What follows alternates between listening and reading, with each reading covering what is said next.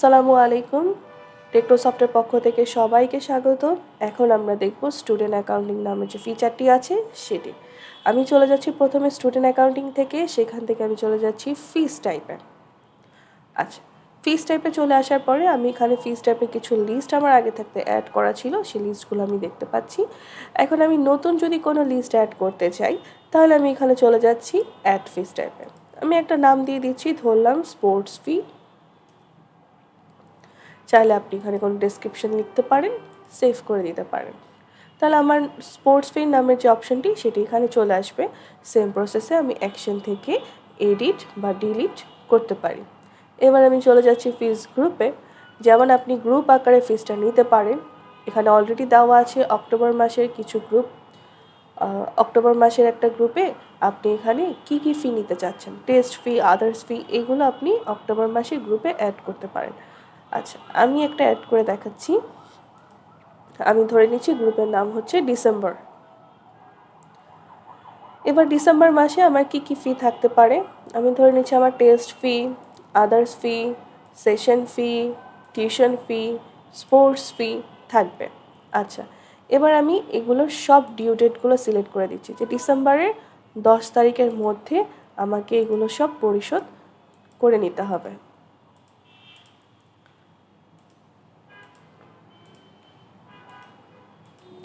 এবার টেস্ট ফি কত টাকা হতে পারে, ধরলাম 500। আদার্স ফি আমি ধরে নিচ্ছি 300। সেশন ফি কত হতে পারে, ধরে নিচ্ছি 2000। টিউশন ফি কত হতে পারে 600 দিয়ে, স্পোর্টস ফি আমি 100 দিয়ে সেভ করে দিচ্ছি। তাহলে আমার এখানে চলে আসবে যে আমার ডিসেম্বর মাসে আমি এই সব ফিগুলো আমি প্রত্যেকটা স্টুডেন্টের কাছ থেকে কালেক্ট করতে পারবো। এবার আপনি এখান থেকে ফাইন সেট আপ করতে পারেন। আমি অ্যাড ফাইনে চলে যাচ্ছি, গ্রুপের নাম দিয়ে দিচ্ছি যে ডিসেম্বর যে গ্রুপটা ক্রিয়েট করলাম মাত্র সেইটা। ফিজের টাইপ দিয়ে দিচ্ছি আমি যে আমি টেস্ট ফি এর জন্য একটা ফাইন রাখতে চাচ্ছি। ফাইনের টাইপটা হবে আমার ফিক্সড অ্যামাউন্ট, ফাইনের ভ্যালু হবে আমার 20 টাকা। আচ্ছা, লেট ফি ফ্রিকোয়েন্সিও আমি রাখতে পারি এখান থেকে, যে ডেইলি অথবা যদি হয় মান্থলি বা উইকলি, আমার এক্সামের উপর ডিপেন্ড করে, বা অ্যানুয়ালি যদি আমার এক্সামটা হয়ে থাকে সেটার উপর ডিপেন্ড করে আমি একটা ফাইন নিব তার কাছ থেকে। আচ্ছা, এবার আমি মূলত চলে যাব ফিজ অ্যালোকেশনে। এইখানে আমার যে মেইন কাজটি হচ্ছে, আমি ক্লাস 9-এর এ সেকশনের সেশনটা সিলেক্ট করে দিয়ে ডিসেম্বর মাসের যে ফিটা সবার জন্য আমি সেটা অ্যালোকেট করে দিব। তাহলে এখানে কি হবে মূলত, যে যখন আমি প্রত্যেকটা স্টুডেন্টকে সিলেক্ট করে দিয়ে আমি এটাকে যখন সেভ করে দিব, দেখা যাবে প্রত্যেকটা স্টুডেন্টের জন্য আমার ডিসেম্বর মাসের ফিগুলো অ্যালোকেট হয়ে যাবে। এখানে আমাকে ম্যানুয়ালি ধরে ধরে আর প্রত্যেকটা স্টুডেন্টের জন্য টাকার অ্যামাউন্টটা তুলতে হবে না, সবার জন্য সেটা অটোমেটিক চলে আসবে। এই ফিসটা অ্যালোকেশন না করলে আমরা ফিস পে ইনভয়েসে সেটা পাবো না, তাই আমি এটা অ্যালোকেট করে নিচ্ছি, সেভ করে দিচ্ছি। এবার আমি চলে যাব ফিস পে ইনভয়েসে।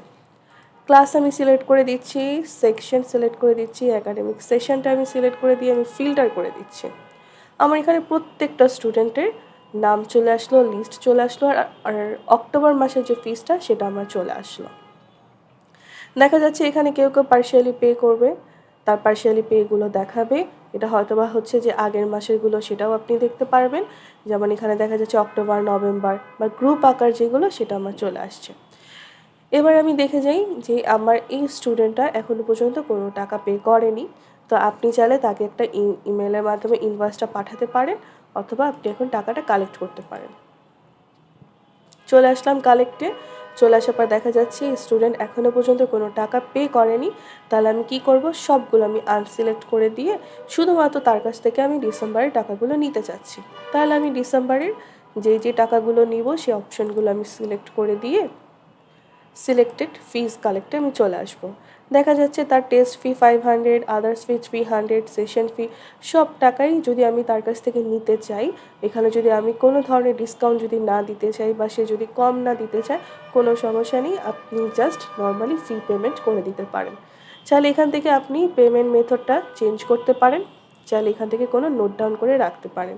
এমন হতে পারে যে দেখা গেল সে সেশন ফিটা আজকে 2000 টাকা দিতে পারছে না, সে কোনোভাবে 1000 টাকা দিল, আর বাকি 1000 টাকা সে পরের মাসে দিবে। আপনি চাইলে সেই কাজটাও করতে পারেন।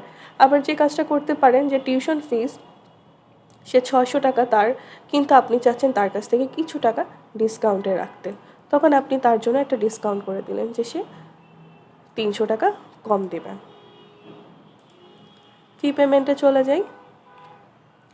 এবার আমি এখান থেকে দেখতে পারবো তার পার্শিয়াল পেমেন্ট যেটা ছিল 2000 টাকার মধ্যে 1000 টাকা পে করেছে আর 1000 টাকা তার ডিউ। আবার 600 টাকার যে বিষয়টা ছিল আমি 300 টাকা ডিসকাউন্ট দিয়েছি, তার মানে কি সে 300 টাকা পে করেছে। সবগুলো আনসিলেক্ট করে দিয়ে শুধু আমি ডিসেম্বর মাসেটা সিলেক্ট করে দিচ্ছি। এবার আমি তার ইনভয়েসটা দেখতে পারবো যে টোটাল কত টাকা ছিল গ্র্যান্ড টোটাল ডিসেম্বর মাসের জন্য, আর ডিসকাউন্ট কত টাকা দেওয়া হয়েছে, সে কত টাকা পে করেছে, কত টাকা এখনও বাকি আছে, সব কিছু দিয়ে এখানে তার একটা হিসাব চলে আসলো। এবার যে কাজটা আপনি করতে পারেন সবগুলো একবারে সিলেক্ট করে দিয়ে আপনি যদি ইনভয়েসটা প্রিন্ট আউট করেন তাহলে এখানে সব টাকার একটা হিসাবের ইনভয়েসটা চলে আসবে। তাহলে তার পুরো বছরের ইনভয়েসটা আপনি প্রিন্ট আউট করতে পারছেন। অথবা আপনি চাচ্ছেন যে না শুধুমাত্র আপনি ডিসেম্বর মাসের ইনভয়েসটা প্রিন্ট আউট করতে চান, তাহলে আপনি ডিসেম্বর মাসের সব কিছু সিলেক্ট করে দিয়ে এখানে প্রিন্টের অপশানে চলে গেলে দেখা যাবে কি তার ডিসেম্বর মাসে শুধুমাত্র অপশানটি চলে আসছে। এই ইনভয়েসটা আপনি এখান থেকে পেয়ে যাবেন তার জন্য। চাইলে এটা এখন আপনি প্রিন্ট আউট করতে পারেন অথবা চাইলে এটা আপনি পিডিএফ আকারে সেভ করে রাখতে পারেন। এখান থেকে আপনি মূলত তার পেমেন্টের হিস্ট্রিগুলো দেখতে পারবেন। এই যে হিস্ট্রিগুলো এখানে দেওয়া আছে, এখান থেকে ফিস কালেক্টগুলো করতে পারবেন, আবার চাইলে একত্রে সব ফিসগুলো কালেক্ট করতে পারবেন, কিংবা চাইলে আপনি একটা একটা করেও করতে পারবেন। ফুললি পেড এটা আর কি একত্রে করা, আর এখান থেকে আপনি একটা একটা করে পে করতে পারবেন। আর এই যে আপনি ইনভয়েস ফিগুলো যে কালেক্ট করলেন সেটা আপনি চাইলে গার্ডিয়ানকে একটা SMS-এর মাধ্যমে নোটিফাই করতে পারেন। এবার আমরা চলে যাচ্ছি ডিউ ফিজ ইনভয়েসে। আমরা দেখব ক্লাস 9-এর এ সেকশনে ডিসেম্বর মাসের জন্য।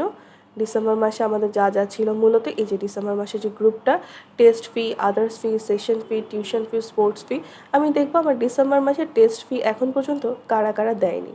এই যে এরা দেয়নি, এদের একটা লিস্ট আকারে চলে আসলো। আপনি চাইলে এই লিস্টটাকে কিন্তু এক্সেল ফাইলে ডাউনলোড করতে পারেন, CSV ফাইল, PDF, কিংবা আপনি প্রিন্ট আউট করতে পারেন। এখান থেকে এখন চাইলে আপনি কি করতে পারেন টাকাটা কালেক্ট করতে পারেন। সেম প্রসেসে আমি যেভাবে দেখে আসলাম ফিস পে ইনভয়েসে, ঠিক এভাবেই আপনি টাকাটা কালেক্ট করতে পারেন। এবার আপনি চলে যাবেন ফিস রিমাইন্ডারে। এখান থেকে আপনি আপনার মতো করে একটা রিমাইন্ডার অ্যাড করতে পারেন যে টাকাটার দেওয়ার আগে নাকি পরে আপনি রিমাইন্ডারটা দিতে চান। বিফোর দিয়ে দিলাম, কতদিন আগে, ধরে নিচ্ছি 5 দিন আগে থাকতে একটা রিমাইন্ডার চলে আসবে। মেসেজও কী থাকবে ঠিক সেভাবেই, যে ডিআর দিয়ে এবার আপনি আপনার গার্ডিয়ানের নেমটা দিয়ে কমা দিয়ে যা যা আপনার থাকবে, চাইল্ড নেম দিয়ে দিচ্ছি,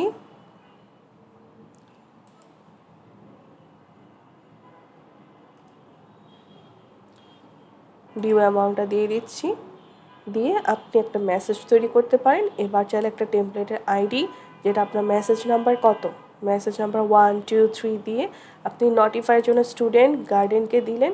এটা অটোমেটিক আপনার সফটওয়্যারে নোটিফিকেশানটা চলে যাবে স্টুডেন্টের জন্য আর গার্ডিয়ানদের জন্য। দেন আপনি এটা সেভ করে দিলেন, আপনার এখানে একটা রিমাইন্ডার লিস্ট চলে আসবে।